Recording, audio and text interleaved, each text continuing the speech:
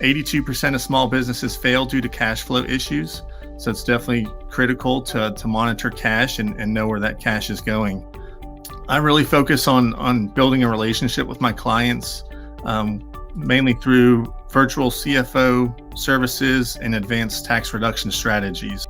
It's definitely important to have everything in order right from the start.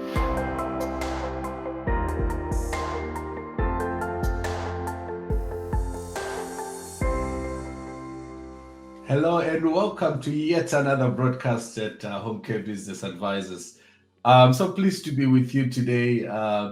And Yvette is not joining us today. I'm the one today who's here. Came to have some fun with Kevin here, and we're going to be chatting about financial management.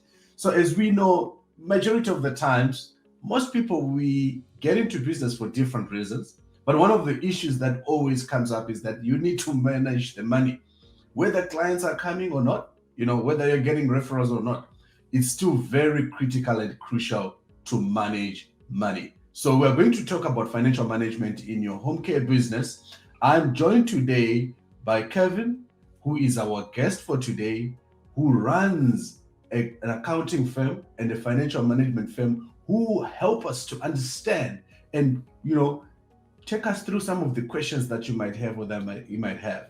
Kevin, welcome to the broadcast. Welcome to Home Care Business Advisors. Thank you. Happy to be here. That's great. Kevin, maybe before we go any further, can you give us, a bit of an idea of exactly what you do and with your business? Sure. Yeah. So I'm a CPA, certified public accountant, licensed in Virginia. I own KL Accounting Solutions. It's an accounting firm that specializes in helping home care businesses. And I really focus on building a relationship with my clients, mainly through virtual CFO services and advanced tax reduction strategies. All right. And you spoke about Virginia. So does it mean you can only service clients based in Virginia? So I can service clients anywhere in the United States. Okay. All right. That's great. So why is it critical for someone who started a business or is running a business to have someone like you or a business like yours on their side? By that I mean to have an accountant or a CPA. Why is this critical? Right. So I think the finance side of the business is complex, and it keeps getting more and more complex with the addition of the new laws and regulations that are coming out. You need someone to track whether or not you're making money. 82% of small businesses fail due to cash flow issues. So it's definitely critical to monitor cash and know where that cash is going. You definitely want to stay in compliant with the federal and state tax laws. Yeah. And whilst we are still there, Kevin, we have some people, when they start their businesses, they are a sole proprietor, or it's not yet, a fully registered LLC. Maybe they start because they started by taking care of a parent or a loved one, and then they said, okay, I think I should maybe get this into a registered business and all that. At what point does one needs to start worrying about federal filings or within the state filings? Yeah, that's a great question. From what I've seen, usually starting out, if the business is starting out, they usually try to maintain the books on their own. But as soon as they make that first dollar, the IRS is gonna want to tax it. So it's definitely important to have everything in order right from the start. Make sure you keep good receipts. And make sure you stay in compliance with those tax laws.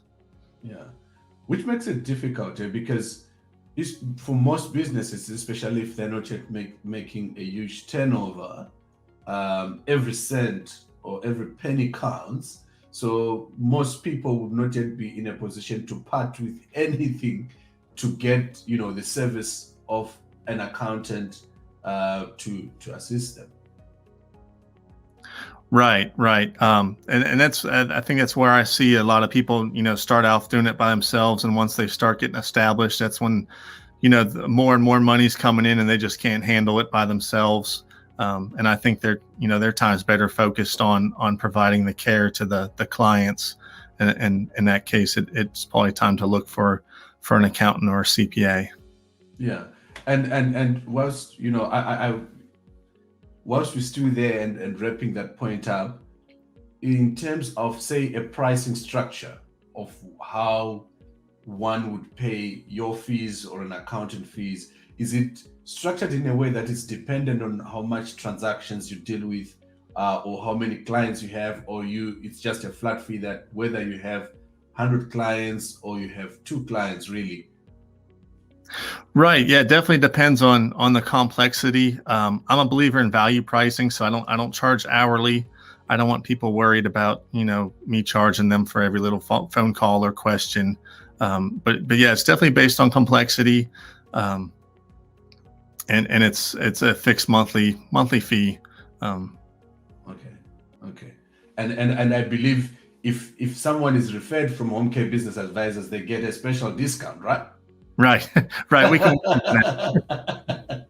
So we have a commitment from Kevin that if you're coming from Home Care Business Advisors, you can get a discount, because this is an area that a lot of us, when starting businesses, are concerned about and struggle with. So it's always great to start from there. So you have spoken about, type of documentation that one needs to have already to start keeping your receipts, to start keeping, track of turnover. What else does one need to start to right from the word go that you need to start tracking and keeping track of, before maybe you don't, maybe one doesn't have an accountant yet, or they have an accountant, but what is it that is very critical that you need to track that information? Yeah, that's a good question as well. I would say there's a lot of businesses I see that don't have a budget. I think it's really important to create some sort of budget so you have some guidelines to measure your results against. Without that, you really don't know if you had a good month or bad month. You don't know the good things you did that you can build upon, or maybe the things that didn't work would stick out if you were comparing your actual numbers to a budget, and you could work to fix those. But as far as receipts, you'd want to track your receipts, reconcile your bank accounts, make sure your cash balance is matching what you have in the bank accounts. And I think it's important to make sure you separate your personal and your business. Sometimes I see clients that are commingling their business, revenue and expenses in their personal bank account. I think it's definitely important to make sure those are separate. Yeah, we actually are going to come back to that point, because I think that is a very critical point, and we've seen a number of people facing challenges with that. We're going to take just a short break, and when we get back, we are going to continue and start right from there, Kevin, in terms of the separation between your personal finances and the business finances, your credit accounts and the business credit accounts, and so on and so forth. We'll be right back. Do you want to promote your brand and presence in the market? Let us help you do it in style without compromising lives or finances. At Home Care Business Advisors, we don't only coach you and your team towards a successful working environment, but we are also diligently aligning ourselves with affordable services and products that are convenient for you and are an enhancement of your brand. Our online marketplace is your perfect choice, where you can ensure quality with your chosen promotional products, from pens to mugs and even professional gifts. So what are you waiting for? Head over and visit Home Care Business Advisors online marketplace to choose from a range of handy, stylish products to get you noticed in your market.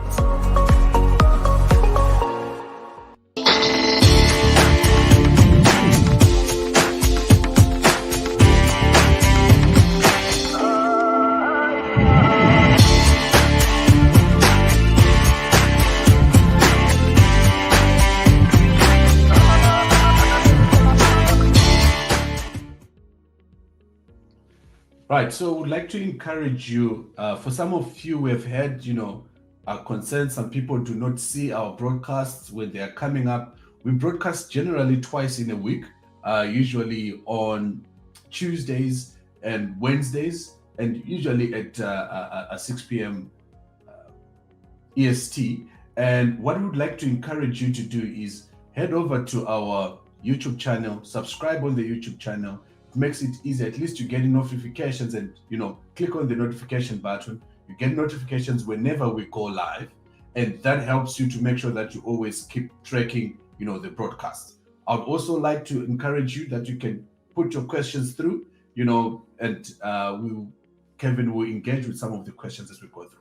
Kevin, let's go back to keeping your finances separate, because that is a critical point in terms of so a number of people, they're using the same card, and they're using the same bank account, especially at the beginning, because you don't have maybe clients, or you just only have one client, and most of the finances, you are actually financing the business from your own personal account. How does one try to do this separation? And should one just keep a ledger or an Excel spreadsheet where they enter what they've spent on the business and what they've spent on themselves, and later on, when the IRS maybe come after them, how do they have to prove that separation? Can you take us through that? Right. I think that goes back to, making sure you keep those receipts. I would recommend, printing out, if you're using your personal your personal bank account for your business, make sure you print out those bank statements and highlight anything on that bank statement that's business related. Then, like you said, track that in Excel spreadsheets. It's all about organization. If you have sound documents to back up that your claims, the IRS is going to be okay with it, but you need to have that documentation to back it up. Yeah, that's great. And can see from some of the comments, they will just tend to the comments for a moment, just to make sure that we are going through those. We can see Yvette there mentioning that we encourage our owners to separate personal from business, and we also see a question there. Can you explain differences between state and federal taxes? And then later on, can you maybe in future broadcasts, can we talk about margins? Hi, Loretta Green, who was, greeting us, Shamisha Holmes, Tonya Johnson, George Ayako. Hi to you all. And wow, this is great. We have a number of people that are following on the broadcast, and keep the questions coming in and we'll engage them. Okay, so Kevin, the differences between the different taxes, federal taxes and state taxes. Right. So the federal taxes, they're the same no matter what state you're in. Everyone's going to pay follow those same regulations no matter what state they're in. Then you have the state taxes. Each individual state has their own, tax laws and regulations on what counts as income, what is deductible. So it's definitely important to know the difference. Something might be, deductible as federal but not state, or something could be deductible in your state taxes that's not deductible in your federal taxes. So it's definitely important to know your individual state tax laws. Yeah. And so what's the go-to place to find this information? Is it mainly with having an accountant within your state, or it's about you can just go online, or can we one? Yeah, I think the tax law is definitely a complex subject.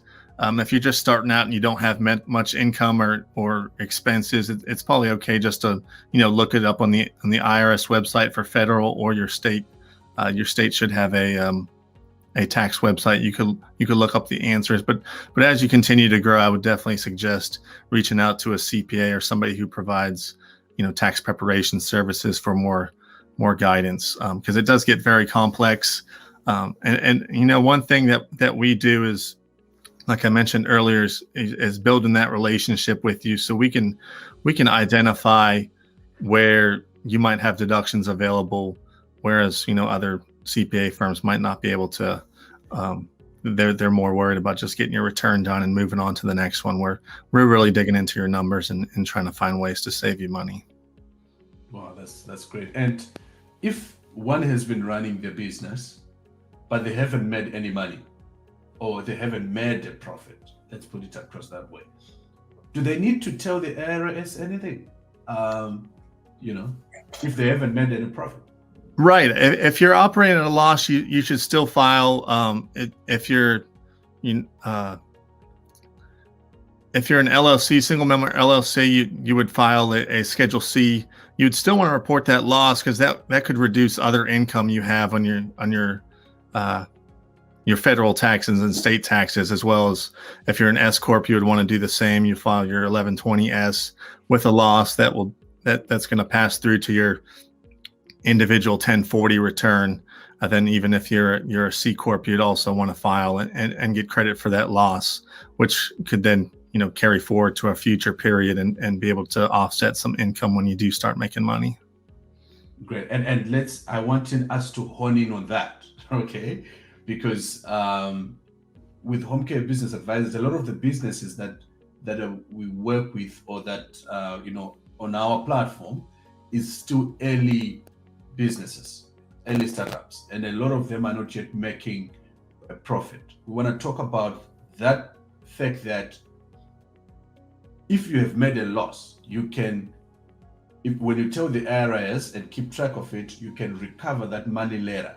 Can you just maybe explain that a little bit more, maybe just to break it down a little bit more, how it works, and is it the full loss that you can recover later, or it's a percentage of it, and how that process goes? Right. Yeah. So if you have a loss in year one, you would report that in your taxes. You would have what's called a net operating loss.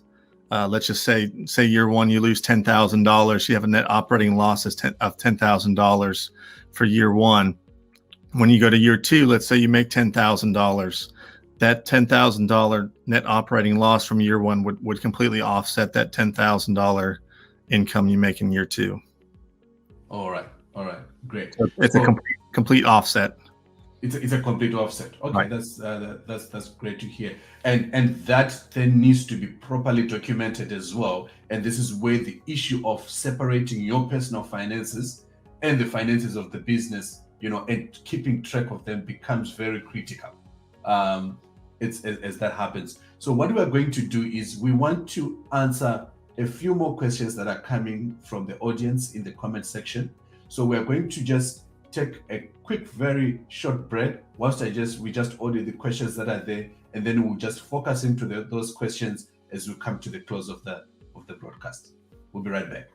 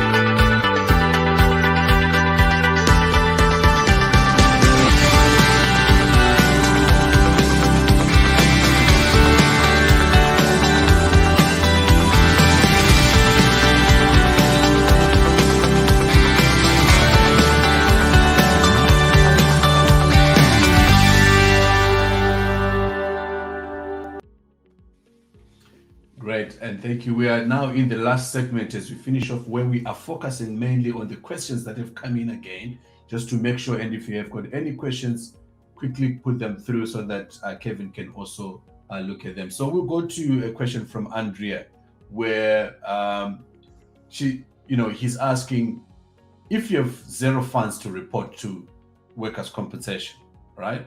And finally, you get funds to report. What amounts do you report, and how do you calculate that? Is that an easy calculation we can go through here on the broadcast? Yeah, that's a great question. I'm actually not too sure what the answer would be for that one off the top of my head. I would have to do some digging in, but I'd be happy to get back to you on that one. Okay, that's great. So as soon as you get that a response to that, you can write to us, and then we'll make sure that we will send that through. Another question was, how much should an owner set aside for end of year filings based on their income? So be it as a percentage, or a lot of people face a challenge whereby end of year arrives, they don't have any money to pay their taxes because all is gone. And I've heard so many times, especially if it's saying, right from your first client, always put some money aside to prepare for that. So the question is, how does one calculate that, and how much should they put aside? Right. So for that, with federal taxes, I mean, there's different tax brackets. If you can kind of estimate what tax bracket you're going to fall in, you could use that as kind of a buffer on how much money to set aside.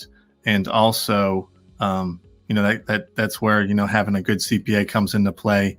They can do some advanced tax planning, get a more accurate number on how much you need to set aside. Maybe even come up with some strategies to reduce how much you'll owe. And then there's also quarterly tax payments. If you're expecting a huge year and making a lot of money, you should pay some quarterly taxes on that to avoid penalties. All right, that's great, Kevin. It's been a pleasure to have you on our broadcast, and having a conversation with you clarifying this. I hope that we have you back. Like some of the comments were saying that we need to go into detail of really right. When you are managing finances, for your business, how do you do this? Would really love you to be our go-to guy with our team and all our members when they need some assistance with financial management in their businesses. Kevin, how do people get hold of you? Yeah, that's a great question. So I have a website you can visit. It's kl-accountingsolutions.com. I'm also on Facebook under KL Accounting Solutions, on LinkedIn, KL Accounting Solutions, and also on Instagram. And my email is kevin@klacctsolutions.com. Great. Thank you so much, Kevin. And to all our members and those who are watching, I would like to once again encourage you to go onto our YouTube channel and subscribe. That's option number 1. And number 2, I would like to encourage you, if you can inbox us your email address and phone numbers, because what we are doing as well is before every broadcast, we're sending SMSs to remind people of the broadcast that is coming. This is because we've seen some of the algorithms are not sending people notifications when we go live, and then you don't get the opportunity to ask your question and engage live whilst the broadcast is going. Otherwise, it has been a pleasure. This has been a Home Care Business Advisors broadcast. Thank you, and bye-bye for now.